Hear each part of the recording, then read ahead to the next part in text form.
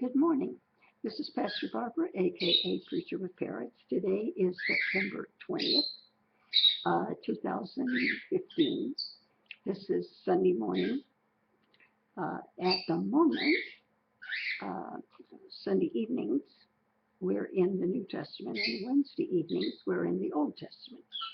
But on Sunday mornings, I preach or teach whatever I feel led to do.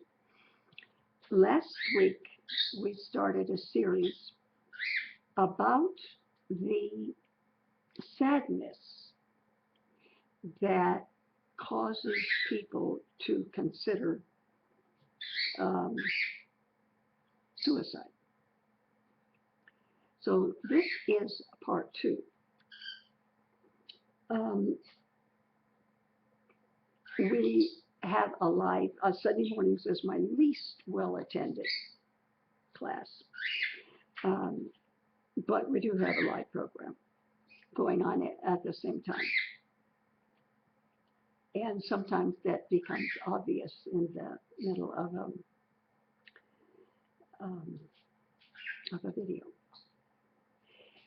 Last week I talked about the fact that you can't change people. I'm going to talk a little bit more about that right now before I get into my second subject, which is forgiveness. Let's go to you can't change other people for a moment. Last week I wanted to be sure that everybody understood that I'm not talking about clinical depression. I'm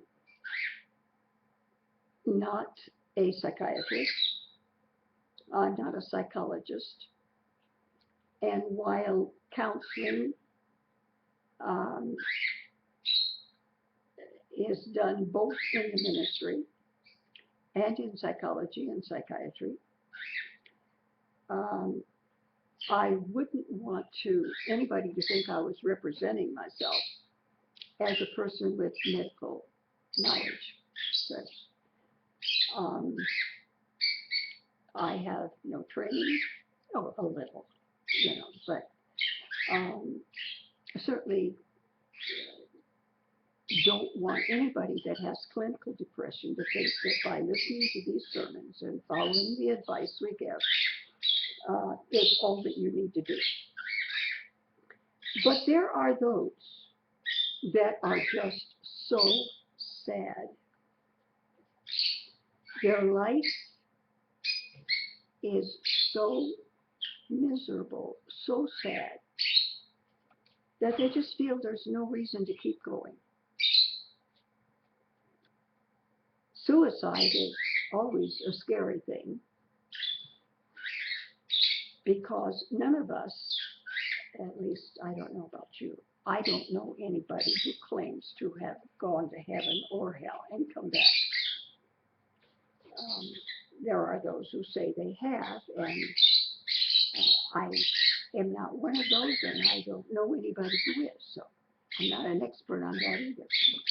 But it's something that it isn't like you can take a vacation to a place and see if you like it and maybe would like to eventually move there and live there. No, this is something totally different. So anything that is new that you've never done before is a bit scary. And for somebody to consider taking their own life is very serious from a spiritual point of view as well as from a medical and psychological point of view. But this week, as I went over some of the material that I reviewed personally, I didn't mention it on the video and I didn't mention it in the class, but I did mention it to a few people, and I looked over some material, and I find that on this subject, psychologists, good ones, and ministers have almost everything in common. we talked about the fact that you can't change other people. If someone is suffering from sadness that is so severe that living as they are in their present circumstances is just so bad that the unknown and taking their own life seems to be the better option. There are some things we need to understand. Come on, we're adults. We're grown up. I know things are different now raising children than when I was a kid. But as a kid, I understood. I didn't get everything I wanted. If we have been taught that all we have to do is cry or pitch a fit or whatever, and our parents are going to give us what we want, we don't want to be in a certain class in school, so we can play, whatever. But we get what we want. Now, if you believe that, you have a problem. Because we don't get what we want. And if you think you have to have what you want in order to be happy enough not to commit suicide, I can't think of anything I can tell you to help you. Of all of the psychologists and all of the ministers who write on the topic of suicide, they all admire the prayer of St. Francis of Assisi. Learn the difference between what you can do or no, or accomplish, and what you can't, and the wisdom to know the difference. Confucius agreed with that.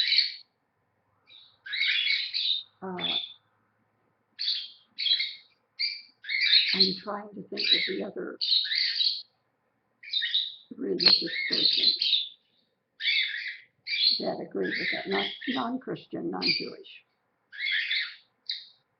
But it is so logical. If getting what you want,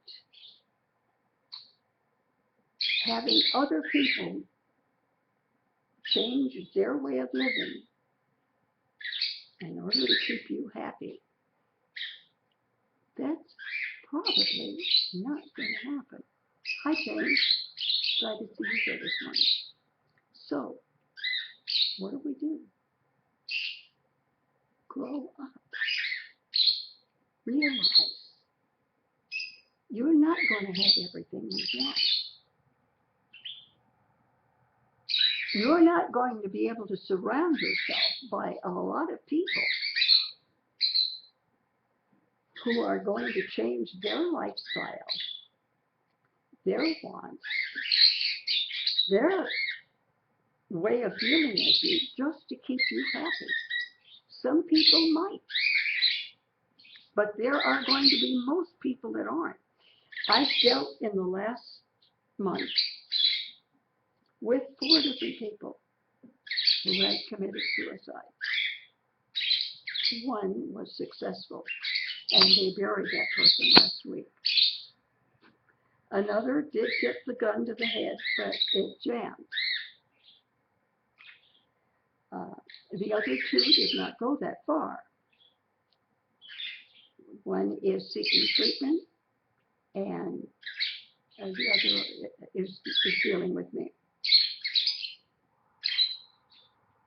You might as well know things are not going to go your way all the time. And if that's what you're expecting, and if you don't get it, you're going to go so far as to commit suicide. If it's not this occasion that you can't deal with, it will be another one. Oh, okay. I don't have laryngitis, but um, the surgery that I had inside my skull and in my inner ear, in the morning, it affects my voice and I sound hoarse. I sound a little bit better. I'm talking now for those that are watching the video. I'm talking to those in the live show.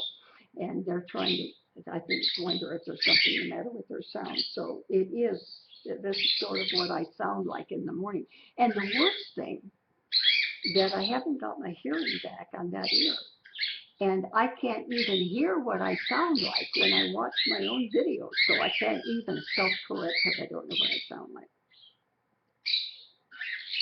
So if other people have to change in order to keep you happy, it's not going to happen. There's something that I considered for last week that I didn't do, and I want to consider it now. This is written by a psychologist. I have two articles that I considered. Listen to the title of this, written by a psychologist. 8 Negative Attitudes of Chronically Unhappy People. It's chronically unhappy people. All of us have times when we're unhappy. Hey, sometimes I wake up in the night, my neuropathy is so bad and things hurt so bad that for a while I'm not a happy camper, but it passes. We're talking about the people who are chronically always unhappy. Oh, Buddha, that was the name of the other person who agreed with the prayer of St. Francis of Assisi, that we should know what we can accomplish and what we can't, and the wisdom to know the difference. And not make up my mind, well, I got to have this or I'm not going to be happy. The wisdom to know what we might try to do to change our situation and what we can't. Buddha was the other one. All of us experience negative thoughts from time to time. There's not a person alive that's constantly happy. Life is life. It happens to all of us. Listen, it's not what happens to you. It's how you deal with it. And in this area of keeping you happy, ministers and psychologists seem to agree. One is self-defeating talk. I can't. It doesn't make any difference how you finish that sentence. That's not a good sentence. I can't do this such and such as well as somebody else. I can't sing as good as somebody else. I can't, listen, there's a lot of things I can't do, but there are things I can. There's a condition, I can't think of the name of it right now. It has to do more with severely mentally challenged people than with those who are not. But there is a condition, and as I said, I can't remember the name of it, so I can't even look it up, in which I've seen it with children, I've seen it with adults. They have, I remember about 40 years ago, at least 35 years ago, it was on the 700 Club broadcast. I happened to be, must have been in the late 70s, because I saw this program when I was in the hospital having my back operated on. And there was a man who was so challenged, he wasn't able to walk. And his mother/caregiver strapped him to her body so that as she walked around the house doing her work, he was going through the house also. They woke up in the middle of the night and they heard somebody playing the piano. How this man, who was so mentally and physically challenged that he couldn't walk from the bed to the piano, ever got there, they're not sure. But he began playing, I believe, music. Welcome. I don't know if it was Chopin. Chopin, wrote for the piano. You can play any music on any instrument, but some instruments are better for certain composers. And this young man, in his late teens or early 20s, is playing without any mistakes. Had never sat at a piano before. When I was teaching music at the Latin American Bible Institute, there were a lot of neighbors that wanted their kids to have, Chopin is good for everything. But, he wrote especially for piano, but you're absolutely right. Again, for those that are watching the video, I'm commenting to my live class. So, I taught children and adults and whoever came to the Bible college and asked if the music teacher there could get some piano lessons. Even as to how you position your hands over the keyboard. And, I think some teachers go a little bit too far in some of their requirements. But this young man had never sat at a piano. He had never had his hands over the keyboard. Played beautifully. I picked up a couple of things that were not legitimate chord progressions. But I doubt that most people would have even noticed that. Severely challenged in some ways and severely blessed in others. More innate music talent than most of the rest of us have. So there are very few that aren't blessed in some way. But God does give gifts even to those who are challenged. To say, I can't do anything, I have a problem. We all have problems. I know yours may be more challenging than you, but we all have them. And I'm not good enough, I'm not confident, I don't have what it takes, if I do it, I'm going to fail.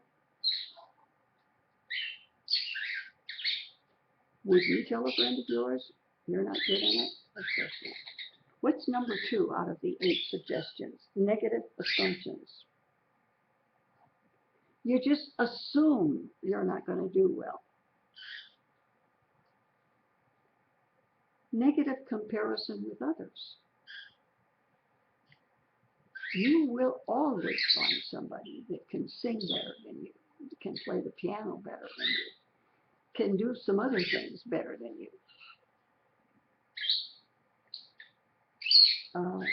But there are some things that you can do. Or maybe just one thing that you can do better than somebody else or better than the people you know. Number 4, negative rumination about the past. We should learn from the past, but not be stuck in it. Listen to this. I didn't know this. And I was 2nd and 6th grade teacher in public school, as well as 1 year in Missouri.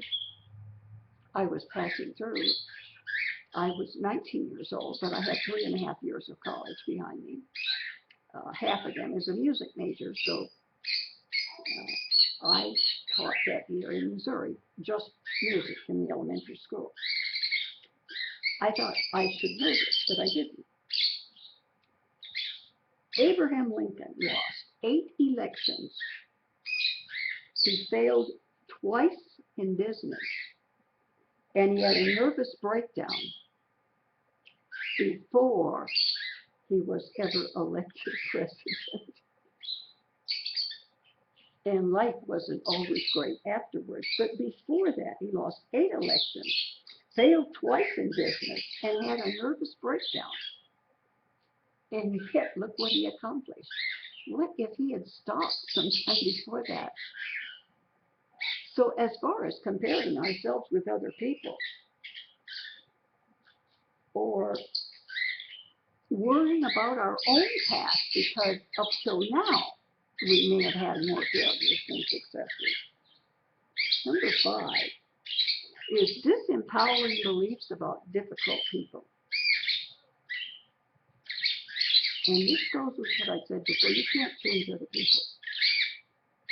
If your happiness comes from changing your spouse, your children, your parents, it's possible they might try. Not likely. If your happiness depends on somebody being different from what they are, then you're going to be unhappy. You say, well, what's the solution? The solution is not how other people treat you, or expect from you, or interact with you, but how you deal with it. And hopefully, we'll be able to help people deal with some of the difficulties in life. Because change other people, it's not going to happen. I remember a young woman was here, and her husband was not serving the Lord. In our talking, I had learned that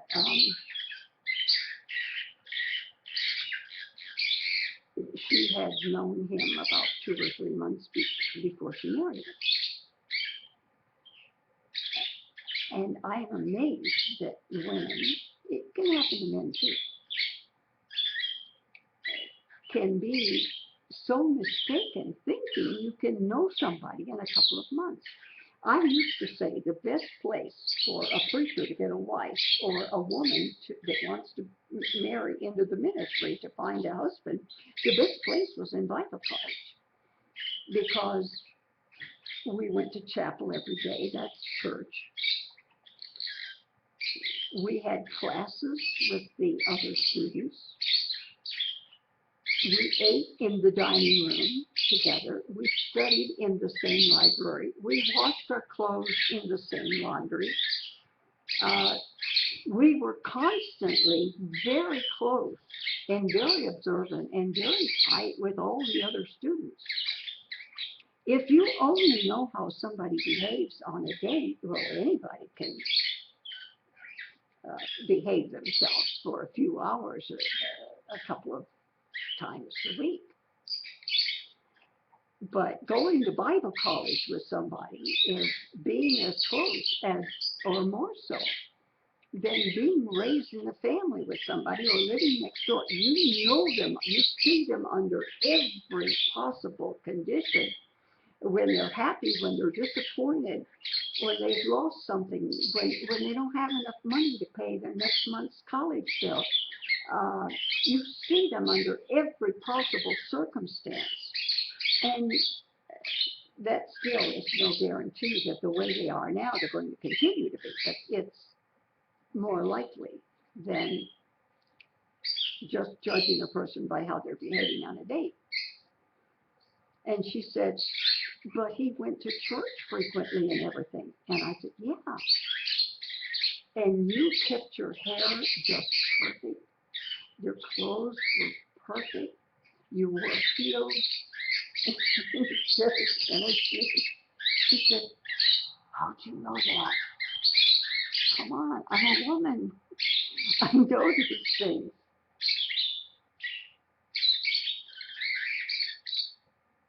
But you can't change now that she knows what he's really like. You can't change him. He's not interested in changing. Changing yourself is very difficult, but it can be done, and you can do it. But you can't change other people. So hopefully, we can get you to adjust to living with people whose first desire in life is not to keep you happy. Let me read what it says about disempowering your beliefs about difficult people. We encounter difficult people, and some people are challenging. It's tempting to believe that they're the perpetrators and we're the victims. This is important. Important enough that I decided to bring it back and read it. I don't usually read because that's not the best way to communicate. But we think we're the victim and that, oh good, we are the victim and they're the cause of our suffering. Never the other way around. I don't see myself, and I'm sure that I'm just as normal as everybody else. I don't see myself as a person who is making somebody else miserable. If somebody, and it rarely happens, by the time you get to be my age, you've learned a few things, and you've learned a little bit about life and a whole lot about other people. But I don't assume that if another person and I disagree, it's their fault that I'm right and they're wrong. Because I've been around too long. You start getting wise. At age 16, maybe you start catching on that maybe you don't know absolutely everything. When you're 70, you begin to get wise. And I've got 14 and a half years past 70. So I know that if I disagree with somebody else, it's not likely that everything is their fault and that I'm the poor victim and they're causing my suffering. But that is the way most people see their problems. If you're not getting along at the job, it's the boss's fault. Of course it's not yours. How could it be your fault? They are the perpetrators. We are the victims. They hold power over us with their behavior. These attitudes, even if they're justified, like I said, even if they're right, maybe somebody is making your life miserable. Even if that's a correct attitude, that is self-weakening. If you look at every situation as something that somebody else caused and you can't do anything about it, you suffer, and somebody else is causing your suffering, we can't do anything to help you. In other words, you've got to change that attitude. We're not going to change them, but you can change. Easy? Of course not. You can do it overnight? No. Like I said, people don't even start catching on until they're in their 60s. By that time, you yourself have made enough mistakes in life to have learned from them. And you yourself are catching on to what life is all about. Uh, the key to changing these beliefs about difficult people is to change from being reactive to proactive. Reactive, somebody does something, you react. They say something negative to you and you, that's a reaction. You change a reaction, that's your feelings, your actions based on what somebody else says or does, to being proactive, to being the person in control, not the victim, but the person in control. Okay? Do you want to act like that? I can't keep you from acting that way. But I'm not going to cry myself to sleep. Instead of just taking all the bad things that happen, I'm not going to accept that in my life. I am not going to react to it. Oh, it will take a lot of work on your part. Because look at all the experience you've had at reacting negatively to what other people do. I mean, you've got years of experience in that. You're going to have the same parents. You're going to have the same spouse. Yeah. Someone said you have to learn to have a good poker face. You just, if it affects you, you don't let them know it affects you. And that's how you start. But where do you go from where you start? You go from not letting them know it affects you to really not letting it affect you. He said, Pastor, you haven't obviously really been hurt. Are you kidding? There's some videos I'm going to make. I'm doing that as opposed to writing another book. I'm not up to writing a third book. But there are things that were done to me as a child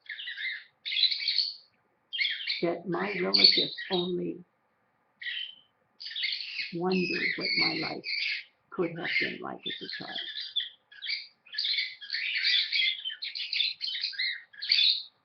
It isn't that I've been so fortunate that nothing bad has ever happened to me.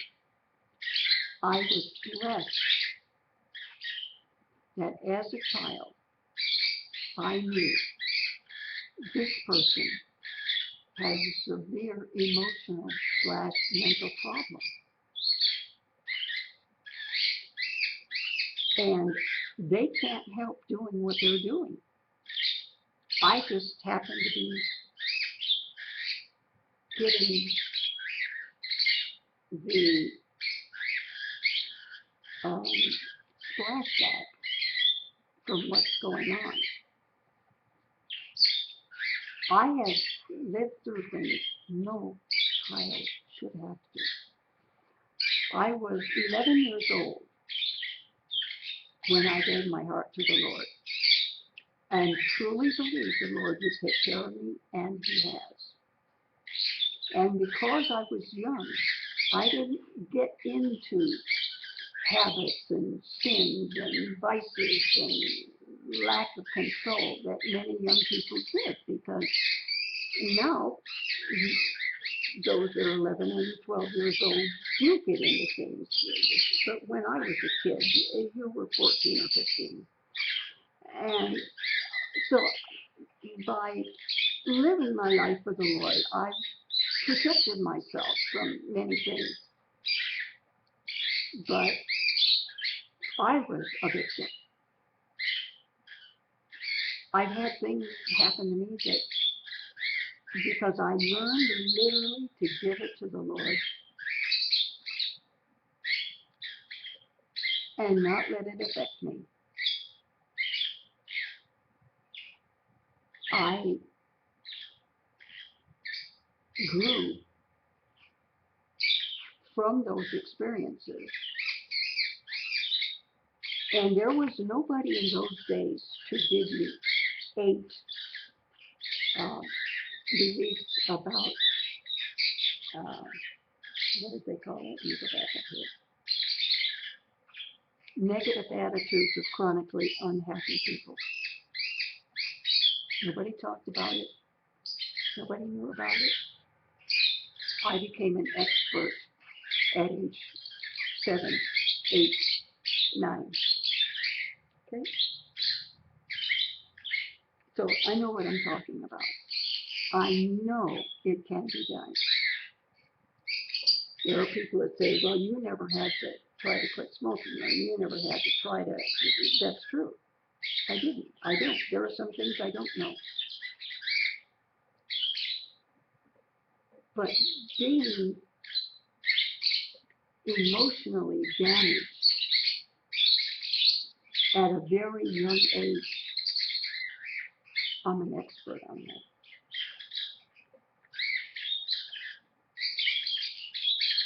The key to changing your disempowering, that means things that take away your power, is to shift from being reactive to being proactive. Instead of saying, oh, okay, well, this is how you're going to treat me, I guess I got to sit here and take it. To the person that says, oh, apparently you have a problem. I'm not going to make your problem into my problem. Whether you're dealing with a narcissist is a person who is all about them. Everything in the world is about them. Or a passive-aggressive, or a manipulator. Wow, those are hard to deal with. They manipulate every situation to what they want instead of what you want. Or they intimidate. Intimidate is to scare you. Controlling, oppressor. Oppressor puts you down. Controlling, they do their thing.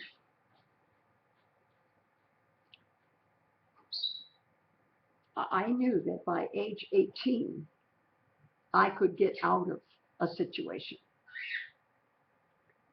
God was good to me. I got out of it at age 16 when a colleague accepted me.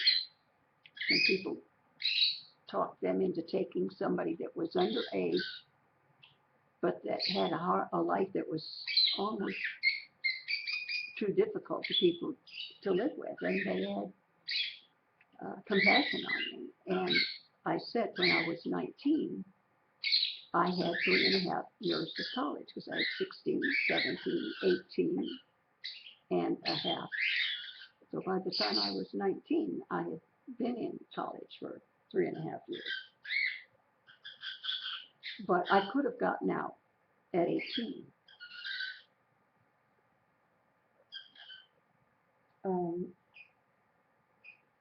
Six, and there are 8 of these problems. 6, the desire to blame. Whatever the problem is,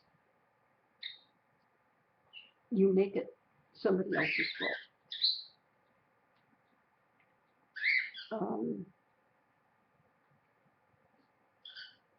It's never your fault.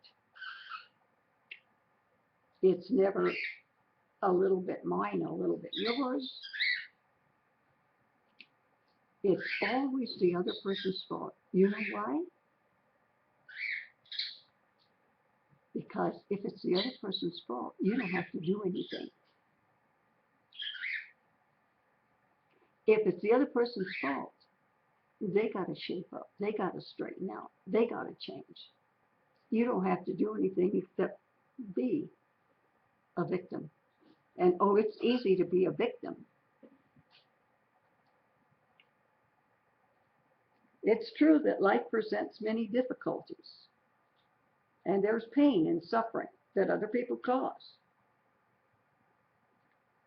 But to blame somebody else for the reason of your unhappiness puts you in the role of a victim.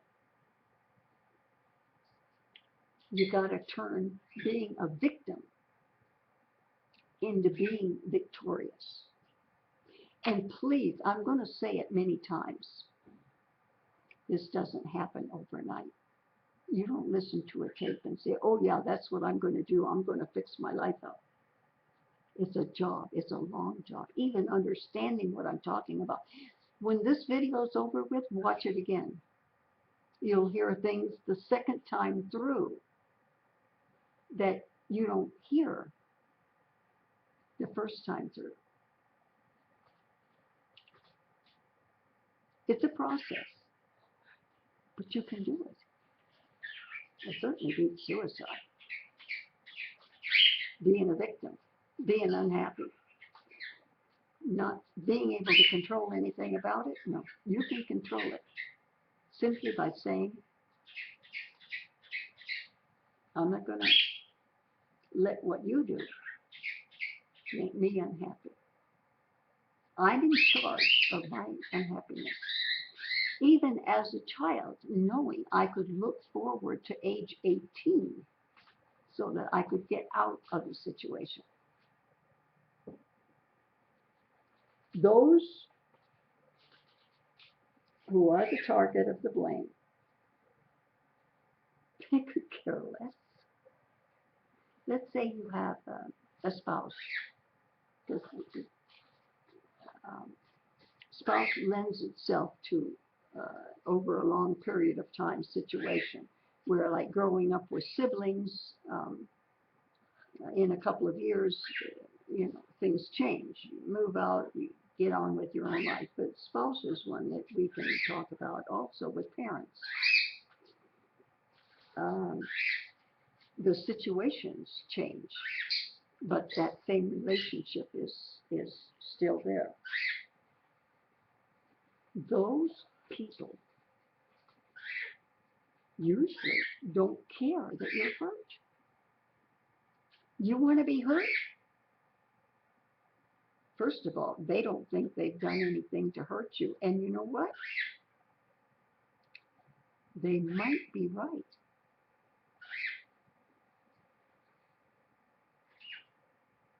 Maybe you're not seeing it clearly. Maybe they are only partially to blame for the situation. Maybe they have no fault at it.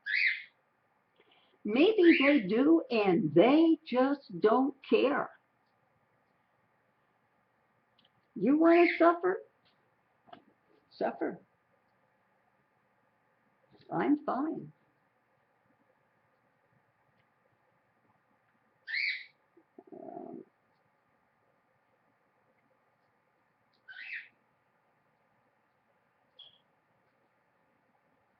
Excuse me.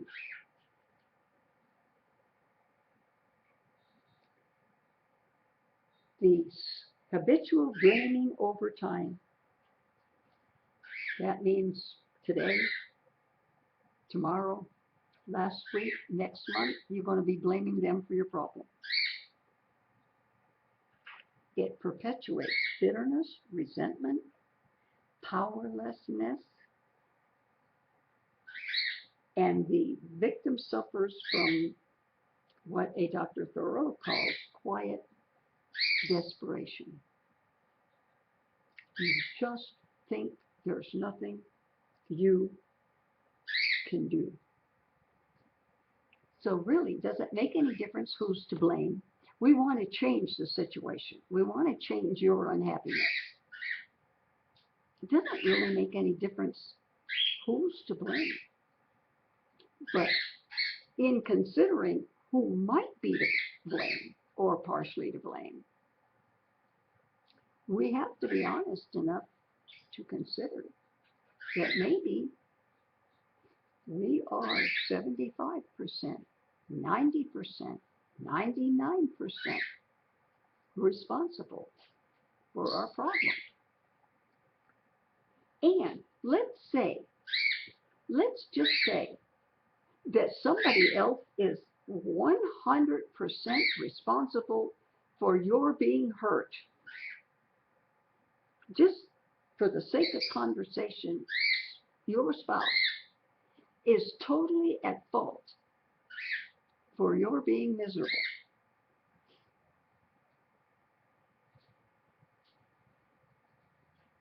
What are you going to do about it? You can't change that. Assuming they are 100% at fault, and that does not happen very often. But let's assume, for the sake of conversation, that they are totally at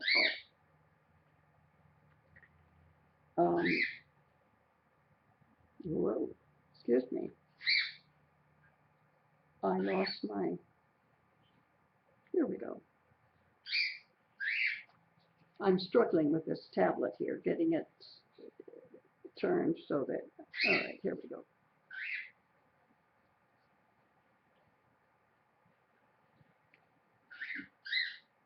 Our blaming somebody else, whether we are correct or mistaken or partly mistaken, does not solve the problem. The problem being your unhappiness. What you can do is change your reaction. Easy. You can do it overnight. Everybody's going to care. Everybody's going to cooperate. Everybody's going to help poor little you. It's your job. You are responsible for keeping you happy. The desire to blame, we did that. Sever the desire, the struggle to forgive yourself. And as soon as we get off of this subject, we're going into the subject of forgiveness.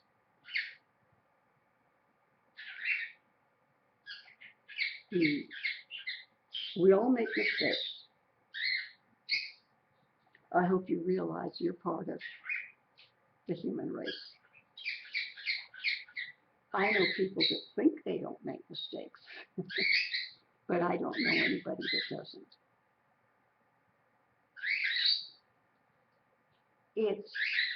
You're the only one that can do anything about the mistakes you've made.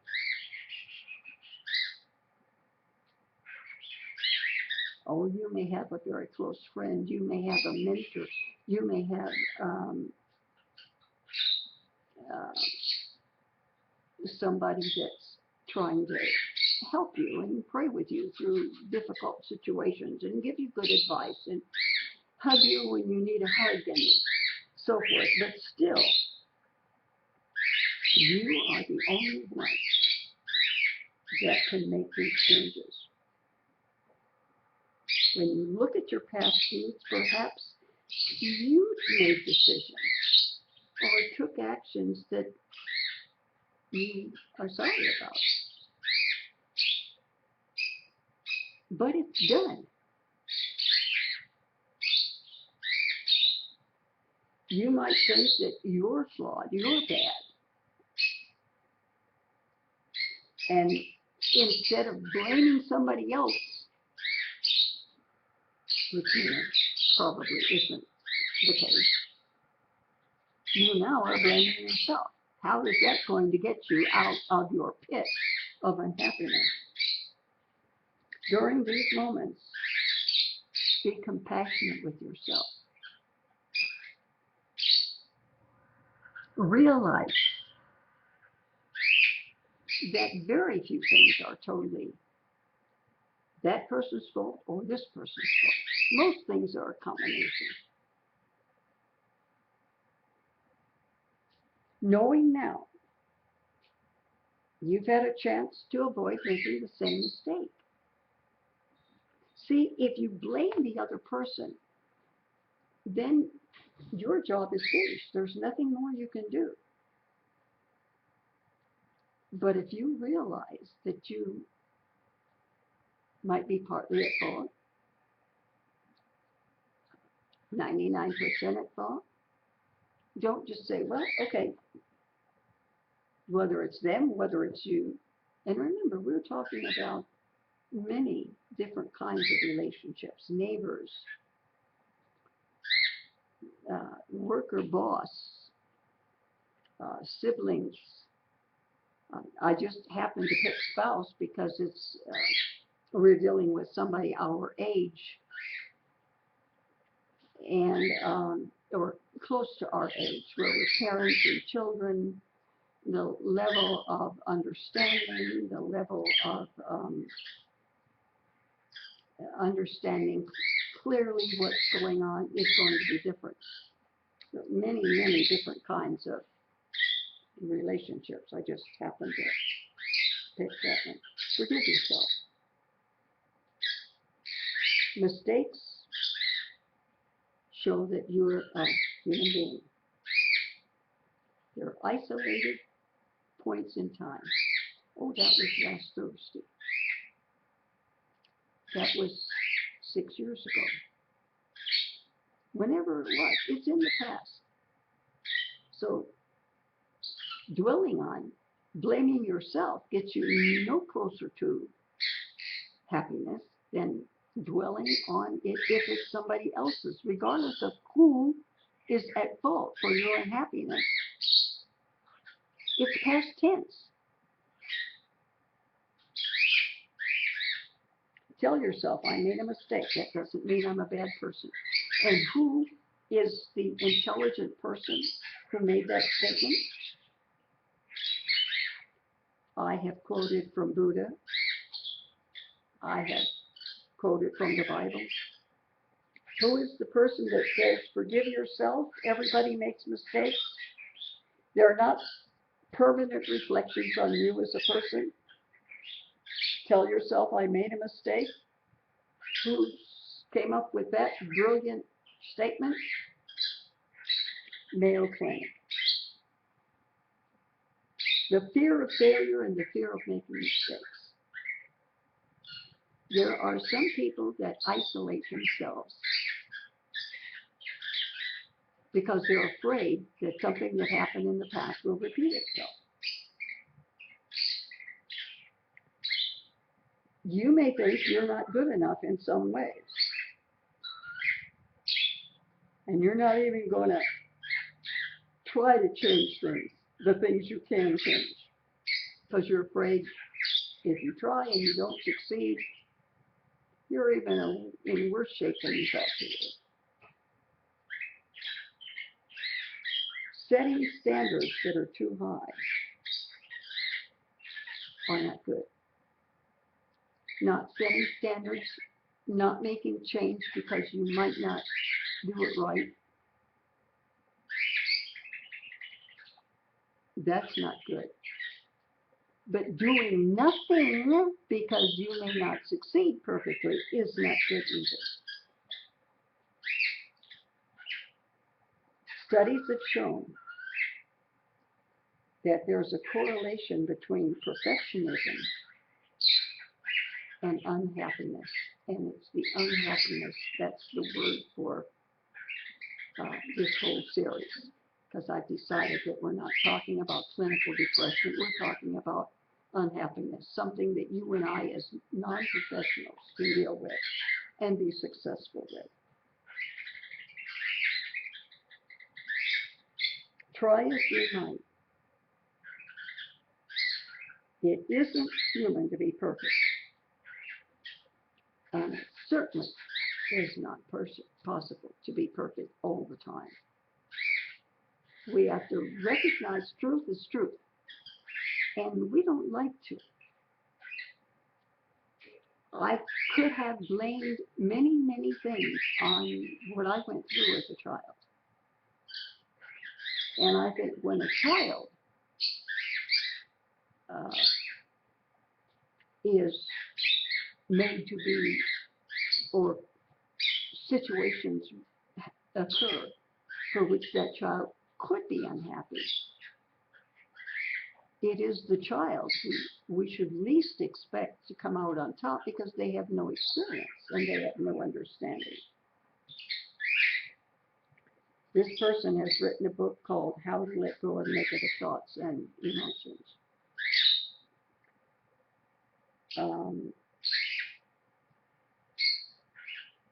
Let me see. I've got one other article. Let me give it a quick look over and see if there's anything here that I want to share with you. Maybe not, but let me check real quick. What you can change and what you cannot. Let's not waste time on what we can't. That's something you can. Hey, let's have at it. Let's do our best. But let's not waste time with impossibilities. Let's be totally honest. And that is hard. Because we have to admit we're not perfect. We have to admit we might be blaming somebody else for what is partly or maybe more than partly our own fault. You can waste too much. Whoops. I just lost it. This,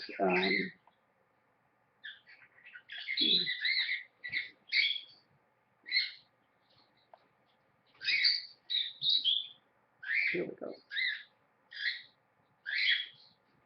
This tablet is failing me here.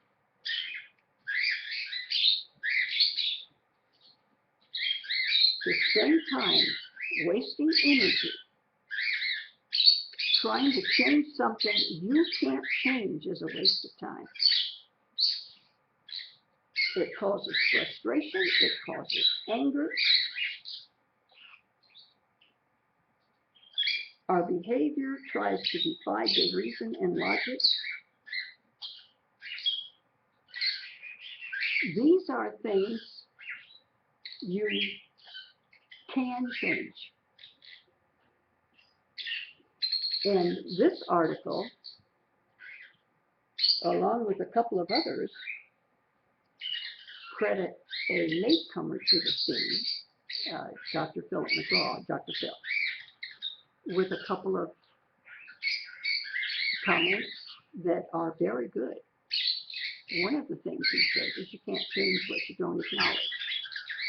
They give him credit for saying that. I have heard him say that. I don't watch him a lot, but maybe once a week, a portion of the program, enough to know some of the things he has said and some of the ways he treats people.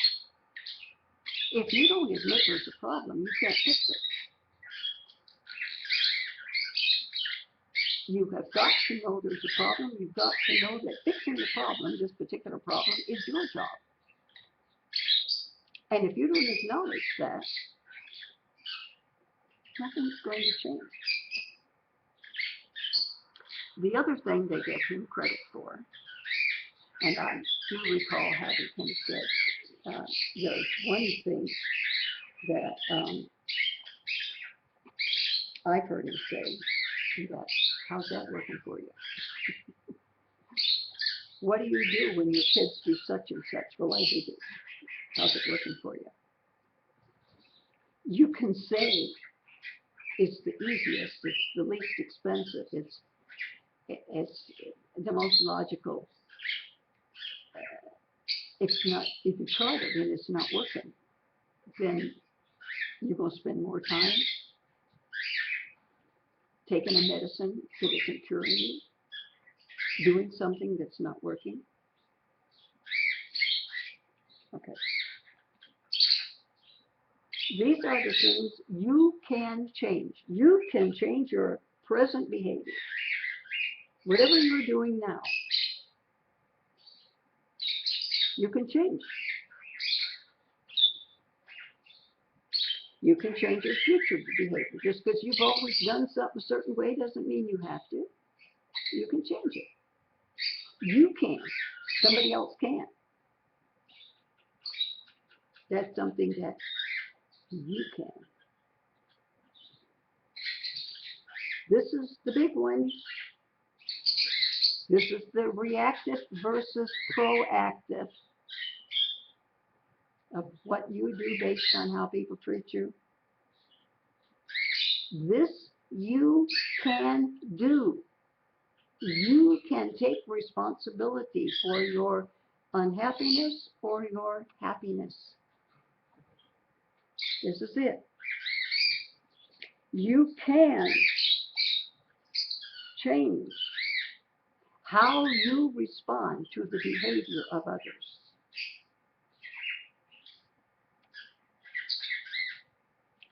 What is your response if your parents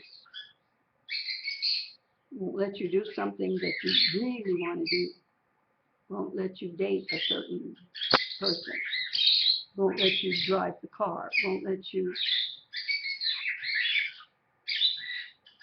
You can change how you respond. You can go in your bedroom and close the door and pitch a fit, say you're going to leave home, you don't love your parents. You do those things and say those things, and you have decided to do them and say them, and that's why you're doing them and saying them.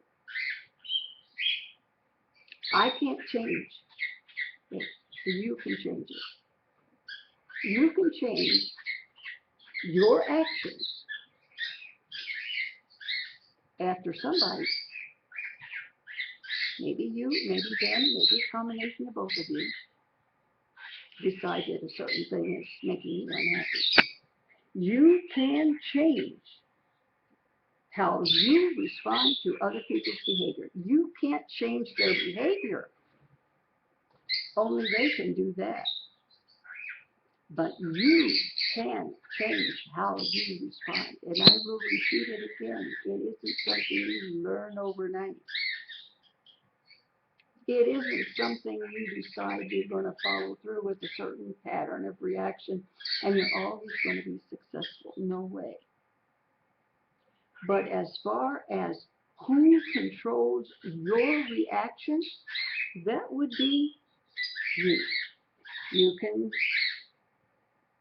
very definitely change how you spend your time. You decide what friends you want to keep, what friends are not worth wasting your time with. You can decide what you're going to do with your talent and with your strength. You may have strength, and you're so wrapped up in your own unhappiness that you're not even getting anywhere where you could. But that is something you can do. I can't do it for you. You can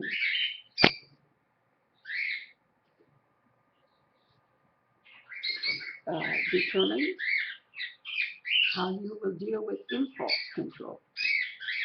That's when you do something out of habit and you do it without even thinking it. That's how you react. It's a little harder because it's something that happens in a split moment of time. And I do want to explain to my live group that I am making a videotape, and that's why I'm not responding to some of the things that you type in. Not being unfriendly, and I'm glad you're here. And when we're through with the lesson, and I stop recording for YouTube, then we will chat as much or as long as or about whatever subject you would like to. But that's one of the reasons that I'm not responding to you guys. I want you to know that, because I think some of you are here for the first time. All right. You can take the responsibility for yourself, or you can choose to blame other people. Most of us are blaming other people for the things that are happening to us that we don't like. That's a fact of life. But it is something you can change. Not easy, possible. You can decide how much you're going to spend things. You all know that I'm a thrift store shopaholic. I can get more fun out of $5 and get more bargains and better quality, less money, and have fun, because every woman knows shopping is fun. And you don't even J.R. Rice, who is a great preacher, wrote a great book on faith and prayer. He said he didn't realize you could shop and not buy anything. His wife and 4 daughters, he's the only man in the household.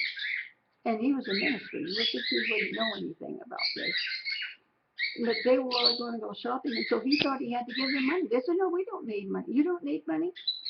No, we're just going to shop. Just because we're in and out of the stores and trying things on doesn't mean we're buying. You have a certain power. You decide how you're going to use that power. You decide what you're going to communicate to others. You can share with somebody, confide in somebody how you feel, or you could keep it all totally in. You can make a good choice about who you tell your problems to or who you don't. That's up to you. But it is your choice. It is something you can do. Okay. You can change what you know. You study. You Google. You learn things. You can do nothing. You can try to study, try to Google, try to gather information, or you can just say, well, that's life, and do nothing. But it's up to you.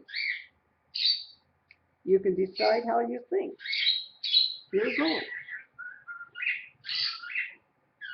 Your loyalty to people. Assumptions you make. Who you trust.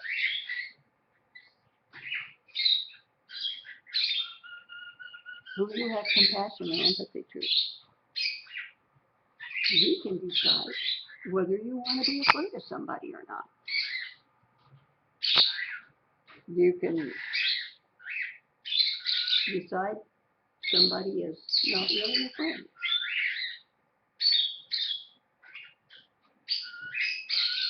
This is what you cannot change.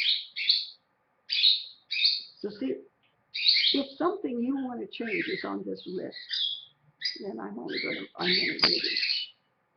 about a tenth of what's on these lists. But if something on this list has something to do with your lack of happiness, this is something you can change. Well, let's go with what you can't change. You can't change the past. I can't change how I grew up. I can't change the laws of physics. The law of physics is, if I turn loose of this, it'll fall. My combination of milk, chocolate, and coffee I have every morning will be all over the floor. It's a law of nature.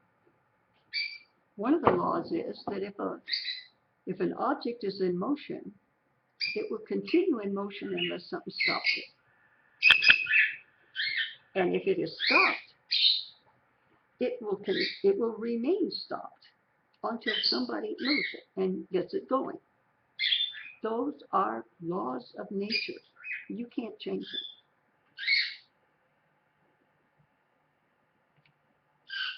Your personality traits. You can't change somebody else's beliefs or thoughts. I can preach the gospel and tell you if you don't get saved, you're not going to heaven.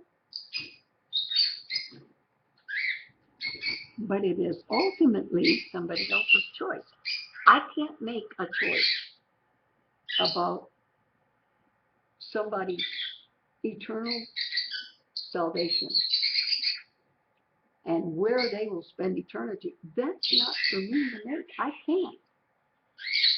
How many people we wish we could, but we cannot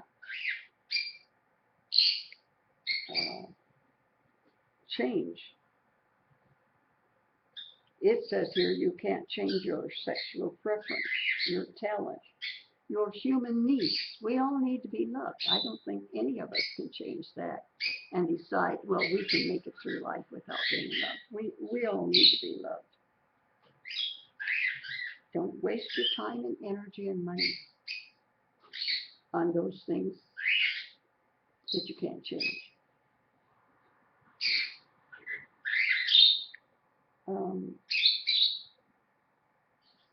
Things you may be able to change.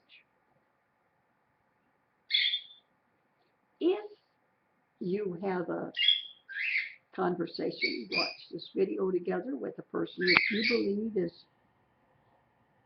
responsible for your unhappiness, and you talk about it, and they say, well, let's see if we can work this out together. And if that person wants to try to change, and we're working together, that it's not a promise, but it's a maybe.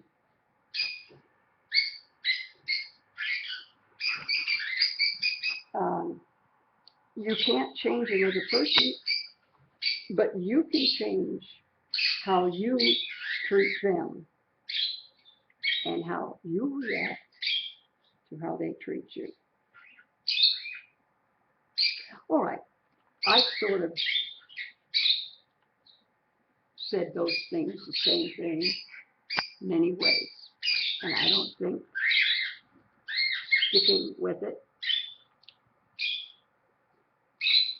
saying the same thing another way is going to add to the knowledge that we have regarding the subject. You can't change other people. If your happiness or lack of happiness has to do with the way other people treat you,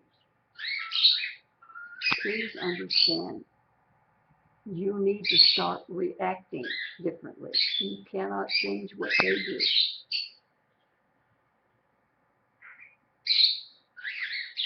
But you can change how you react to it.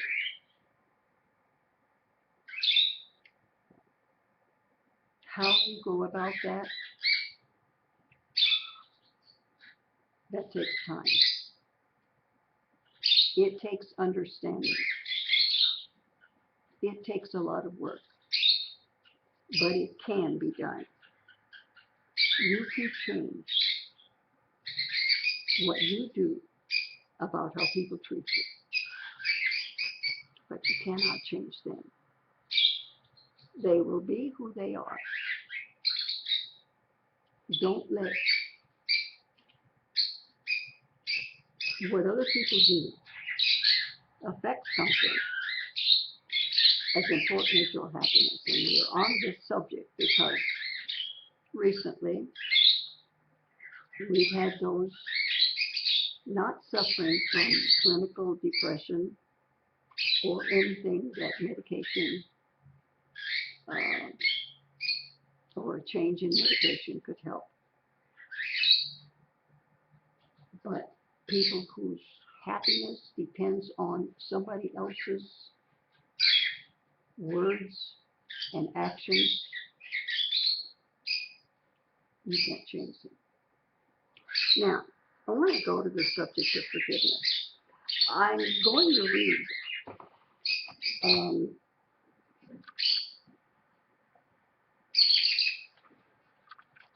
I got two Bibles here in front. I got the right one. Okay.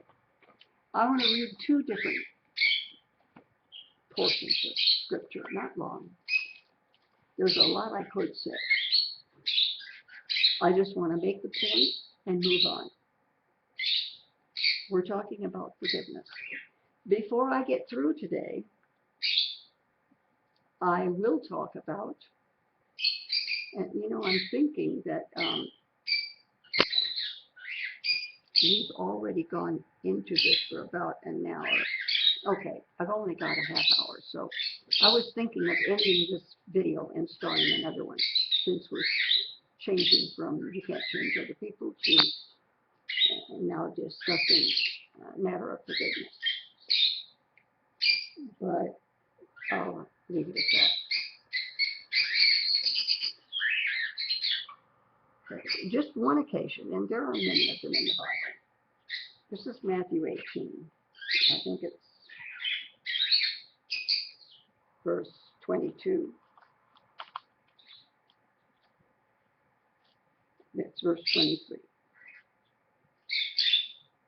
Jesus had told them they needed to forgive people.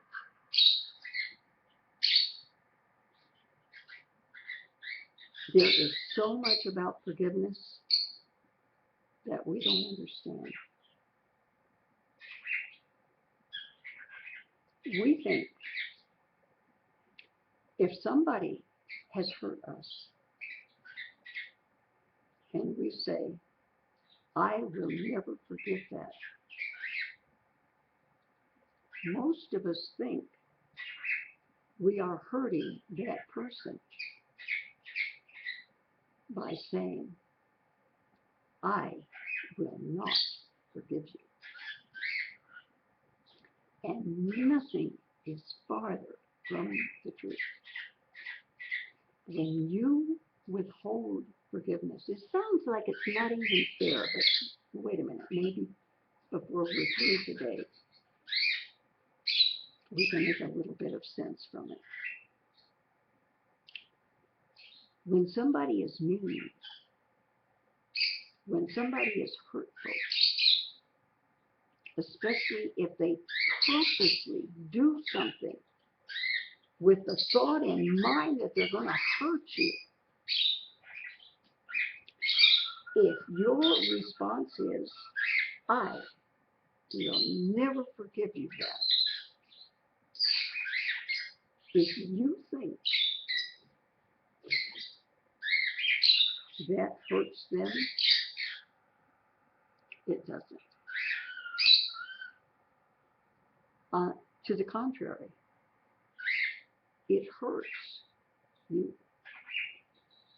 You hurt yourself when you fail to forgive somebody else. Well, Peter said, how often should I forgive a brother who sins against me? 7 times? Because remember, Jesus has not yet died on the cross.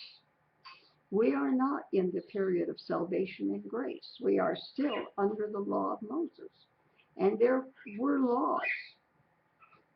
And Peter says, how many? 7 times? He does something to me,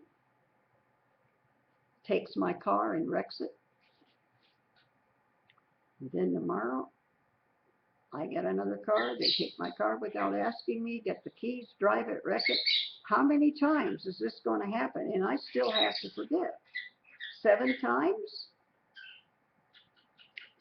Jesus 7 says 70 times 7. In other words, you have to forgive. The number of times you have to forgive is so great that don't even try to count. Don't even try to keep record. The kingdom of heaven can be compared to a king who decides he's going to bring all of his accounts up to date. He says, and king in those days, they used to, in history, they're called city-states. We think of a king now as being king over a big country, but, you know, distances between places and languages, so things were so different. They were more like city-states, huge cities. Los Angeles, New York, Houston, but not the United States of America, not Russia. He says this person over this large city-state decides the people that owe him money, he's going to charge him and get his money back. Don't bring things up to date. And they bring in a debtor that owes him $10 million, and he can't pay. So the king orders him sold in order to pay his debt. How do you sell somebody? Well, those were days in which there were slavery existed. Slavery means that one person could own another person. Um, let's say a person made $1 million a year. Well, I can be your slave for 10 years, and that would take care of the 10 million I owe you. That's just a what if. That's just a for instance. You could sell your spouse. You could sell your kids. So the man begged the king. He said, oh, that's just too much. I could never repay that. And the king forgives him. The king realizes it is a lot of money. So the man fell down before the king, his face in the dust, and he said, be patient with me. Eventually I'll pay it all. And the king was filled with pity and forgave the debt. I'm not giving you 10 years to pay me back. I'm canceling the debt. This man goes out. He encounters somebody that owes him 2,000. Now, I'm reading from a modern version. I happen to be reading from the Way, which is the version that came out in about 1970. This one happens to be the Catholic version. I just picked it up because I wanted 2 different Bibles that I could read from, and this happened to be one. But it is modern language.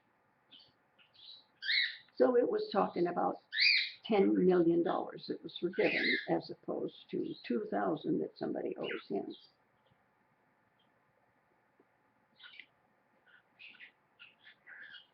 And he grabbed him by the throat and he demanded that he pay him instantly. And the man fell down and begged him to give him a little bit more time, just like he had done with the king. And the man's friends went to the king and they told the king what happened. Hey, you just wiped out a debt of 10 million. And this guy will not forgive $2,000 to somebody that was in the same shape he was in.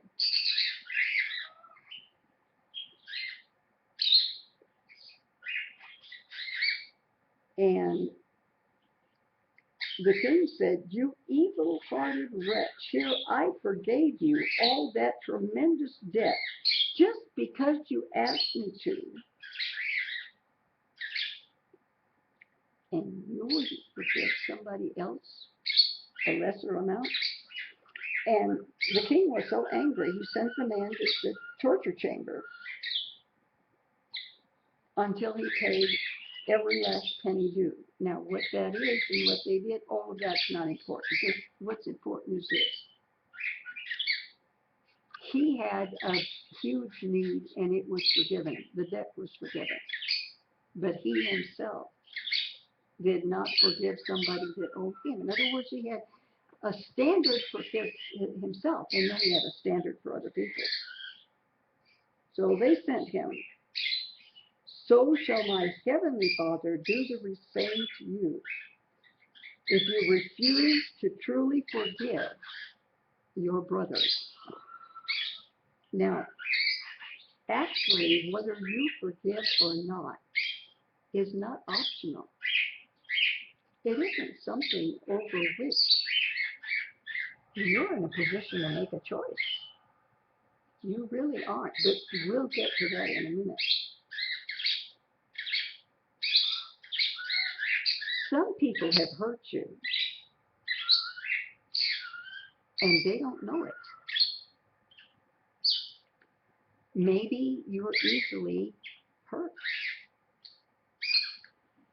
Maybe you're very sensitive about something. I have a friend that I've known for years, and I didn't know she was very sensitive about her body image. And there are things we don't know about other people. And we don't do anything on purpose to hurt them, but because we don't know that they're sensitive about something, we might accidentally hurt their feelings and not know it. And if that's the case, it's possible you could do it again. Then there are people that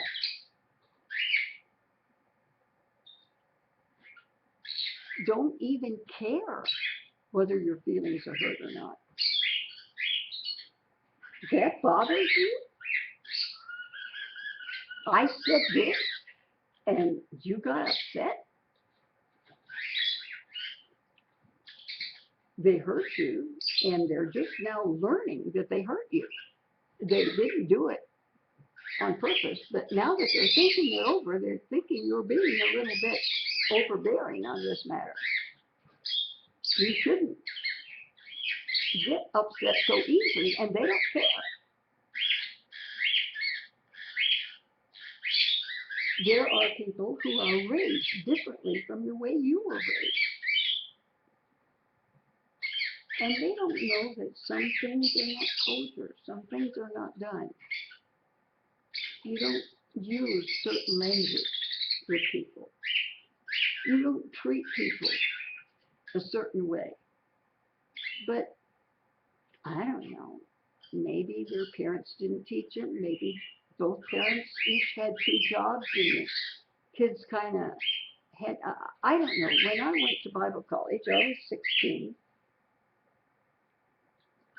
and it was the first time that I was with people from other parts of the country.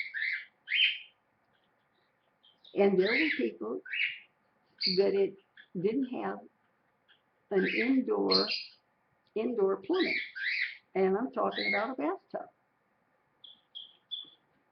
And there were people that the dean of women had to tell them, when you're through with the bathtub, you've got to wash it because another person's going to want to take a bath there. And you're not going to want to get in a tub that's got the scum that was once on your body and is now on the bathtub. There are people who don't know some things. And they do things that hurt people, and they don't know it. So we've got all kinds of situations. We've got people that have hurt you on purpose because they don't like you, and they want to hurt you. We've got people that don't know any better.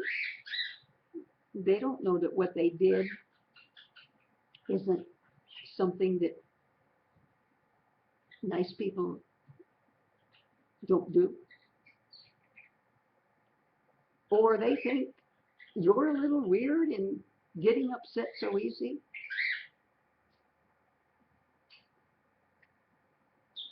And they don't even know you're upset. But now that they find out, they don't care.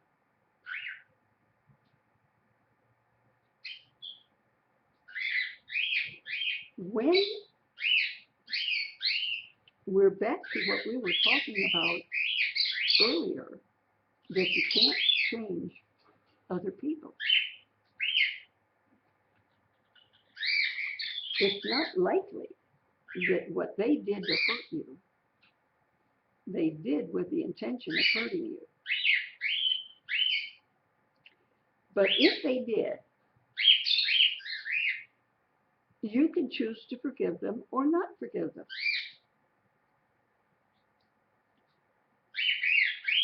If you forgive them, some of them don't even care whether you forgive them or not. They don't even ask for your forgiveness. They think you're ridiculous.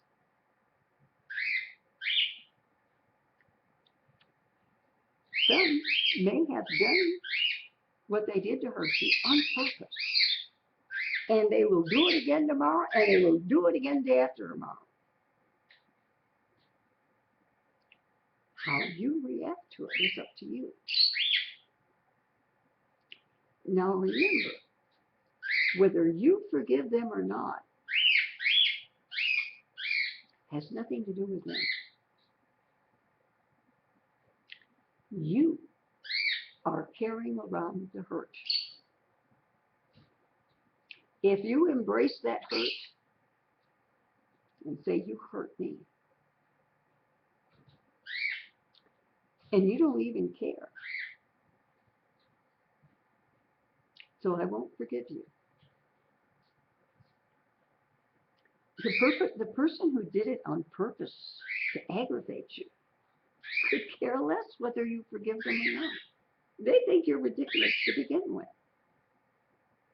How can your not forgiving them affect them?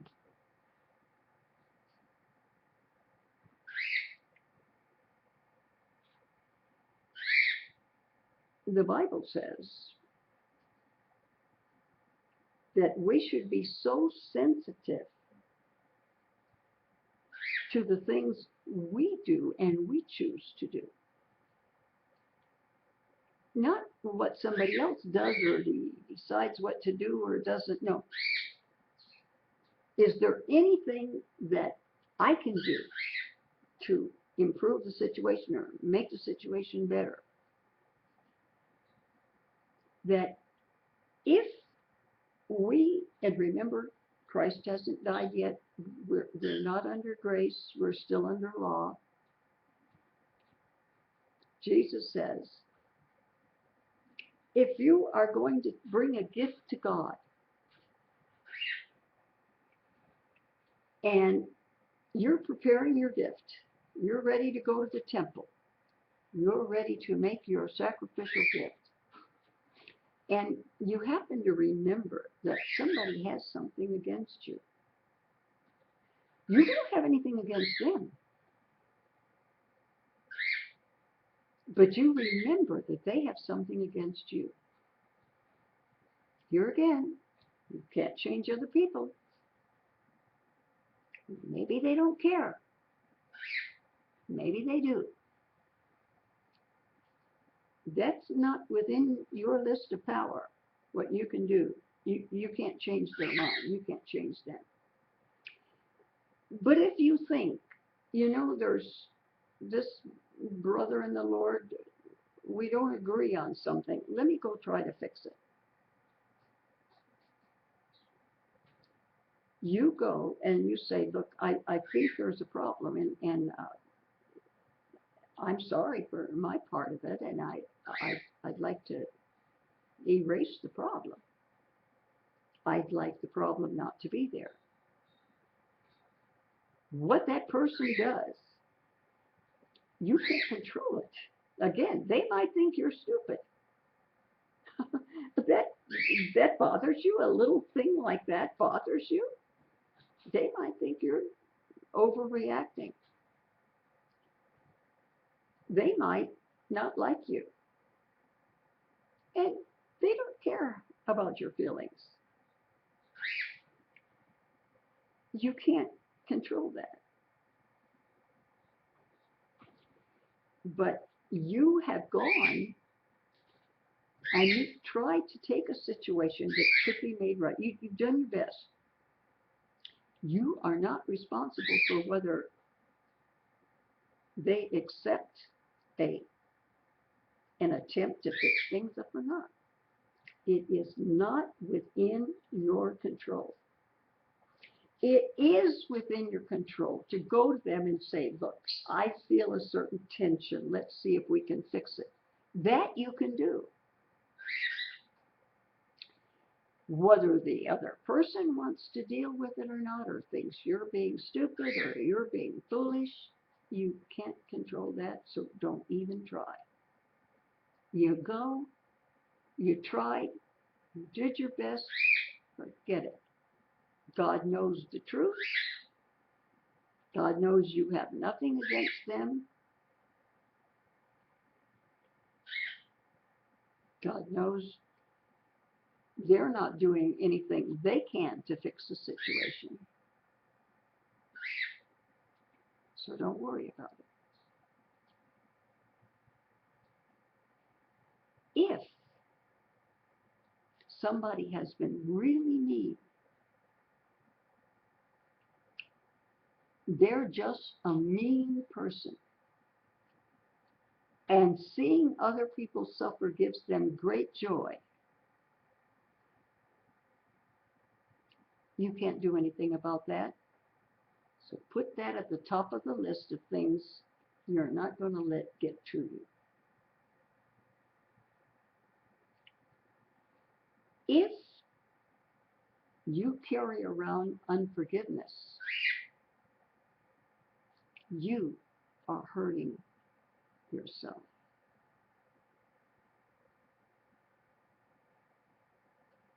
There's a lot of discussion on both sides of the fence among Christians as to if you forgive, you forget. I am not on the side of those that say, if you really forgive, you will forget the whole incident. And let me tell you why. The very reason that you can't change other people's actions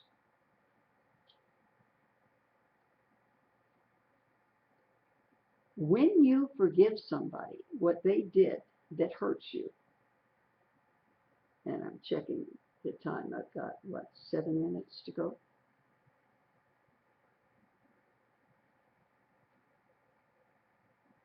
I can't do anything to change them. I can only change what I do, what I say, and what I allow to hurt me. We're talking about turning a victim into a victor. There are people, as I said before, are uneducated, are crude. They hurt people. Some do it on purpose. Some do it out of ignorance. If you allow yourself to stay in a situation that hurt you once, it might hurt you again. For example, somebody criticizing your kids or the way you raised them. If an incident came up and you forgive them, but because you can't change them, they are very likely to continue doing the same thing. And you are very likely to continue being hurt. So don't allow yourself to get in that situation again. It may mean that you spend less time with a person that will hurt you.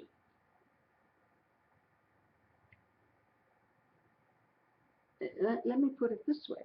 Have you heard this statement? Jesus forgives, the district attorney doesn't. If you commit a crime,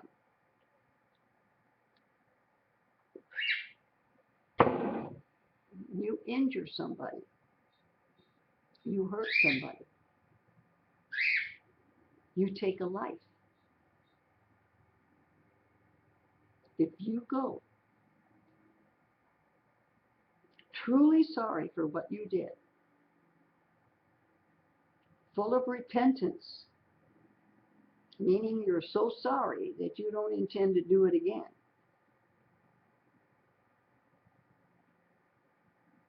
and you go to the Lord, admitting your sin, confessing your sin, feeling sorry that you ever did it, fully aware of how much hurt you brought on other people. According to the two Bibles I'm holding today, one Catholic, one Protestant, one modern language, one King James Version, you will be forgiven of the sins you have committed. And you're in court, and testimony is taken from the witness stand,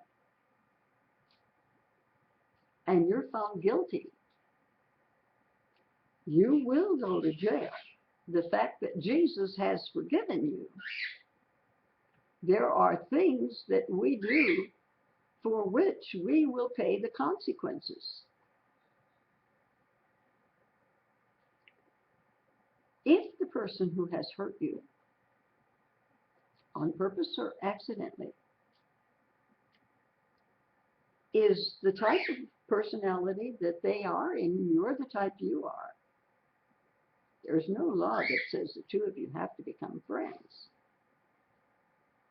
You can forgive them. But to try to remain close to a person who is likely to hurt you again is kind of not so smart.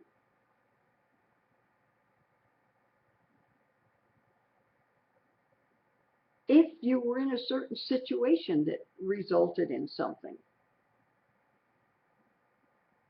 and it could happen again, for goodness sakes, learn from the situation. If you tend to be manipulated by a certain person, don't spend that much time with them. Forgive them. Don't bring it up to them ever again. Don't hold it against them. Totally forgive them. But if you could see a situation where something would happen again, and you allow it to happen, you're taking your unhappiness and making yourself responsible for it. So forgive. That means you don't think about it again in your own mind. It's forgiven. It's done. The price has been paid. Yeah.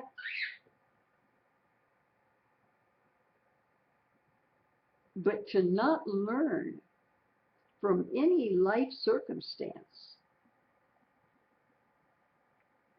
you know, sometimes bad things happen to us, but if they allow us to learn from them, that's one of the things about being older. You learn from your own mistakes. Sometimes you can learn from other people's mistakes.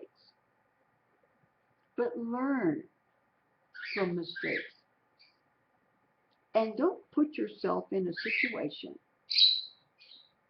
where the thing could be repeated simply because you didn't use good judgment.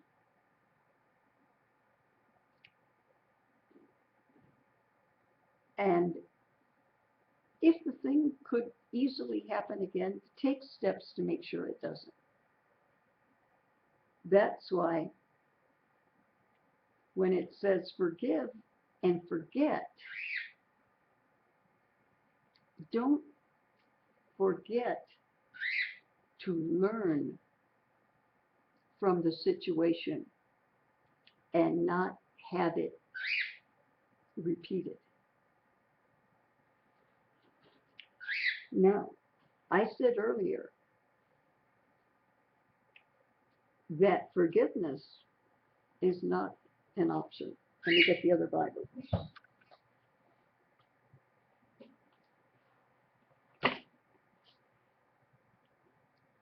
I said that when Jesus forgives us, he forgives us. And when we forgive somebody, we need to forgive them. Not bring it up again. Not have it even in our own minds.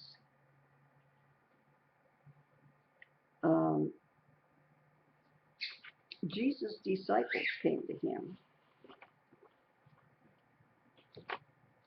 in Matthew 6 and said, "Teach us to pray."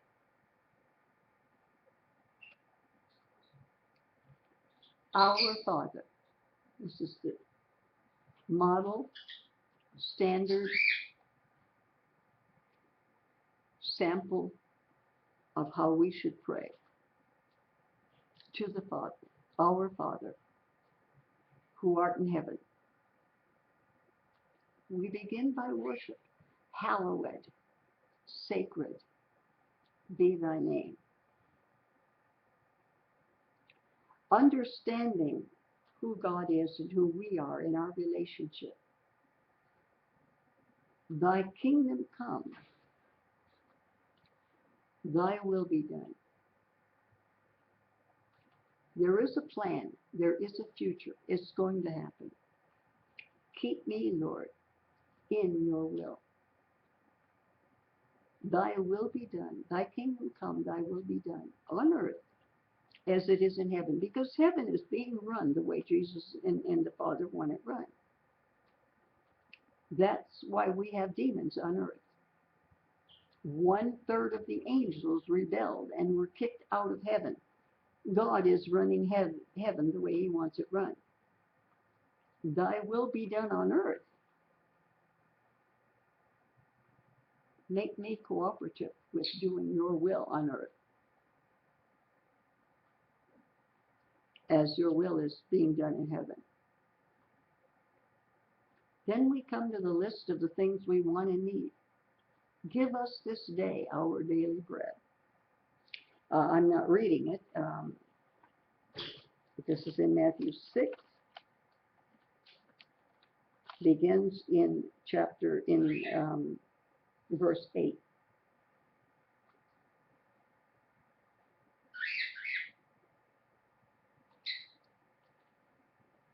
Forgive us.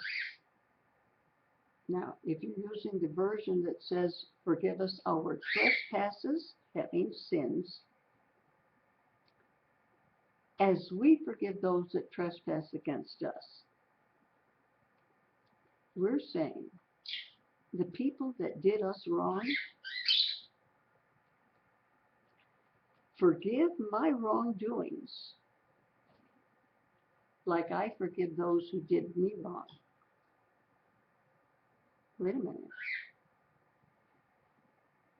Well, if you happen to read one that they use the word debts, forgive us our debtors, as we forgive those who are indebted to us, like the king. And the one who accepted forgiveness of his 10 million, but wouldn't forgive somebody else the 2,000. Let's use the one that says trespass. Does something unworthy, something illegal, something not nice. Forgive us our sins, our wrongdoings, as we forgive those who have sinned against us or done us wrong. That means, may my sins, my name written in the Lord's book of life, my ability to walk through the pearly gates onto streets of gold, the degree that I forgive others, the measure. If we're measuring by a yardstick, if we're measuring by weighing something on a scale, if we're measuring something by a price tag somebody has put on it, whatever measurement we're using, to forgive those who offend us. That is the measuring system that will be used by God on us to forgive our sins. The degree to which you can forgive others what they did, whether they did it on purpose, whether they didn't know they were, that's not important. What's important here is, do you forgive? Because if you don't forgive, you will not be forgiven.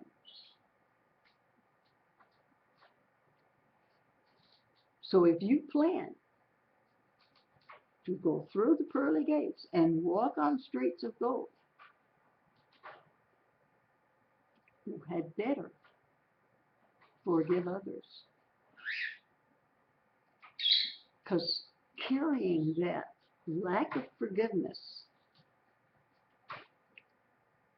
you don't hurt them.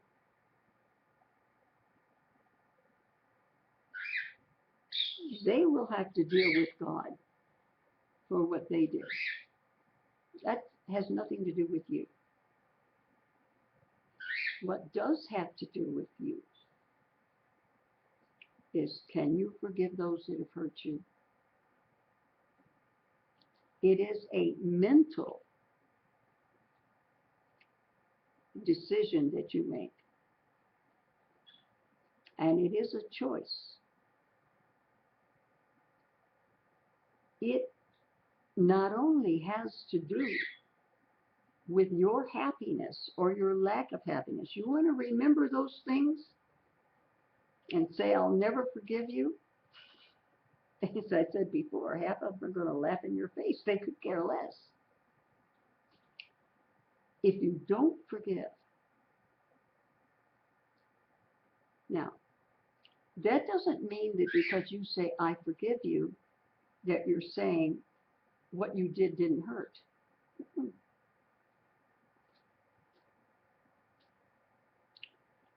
It's not saying what you did to me wasn't a big deal. It's saying, I choose to be the bigger person. I can withhold forgiveness, but if I do, my own eternal state is in jeopardy.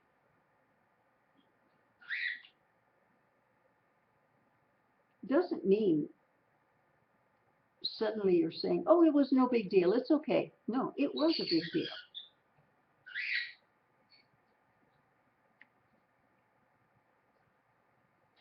But it's something that you control. You decide to forgive it or not. We're talking about your happiness or the lack of your happiness. If you do not forgive, you will not be happy.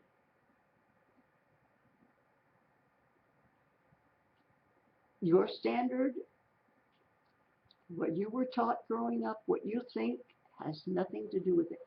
That's the way it is. That's what the Bible says. I'm going to close our video. Hang on just a second. That will be available in about 15 minutes. And until the next video, blessings on you.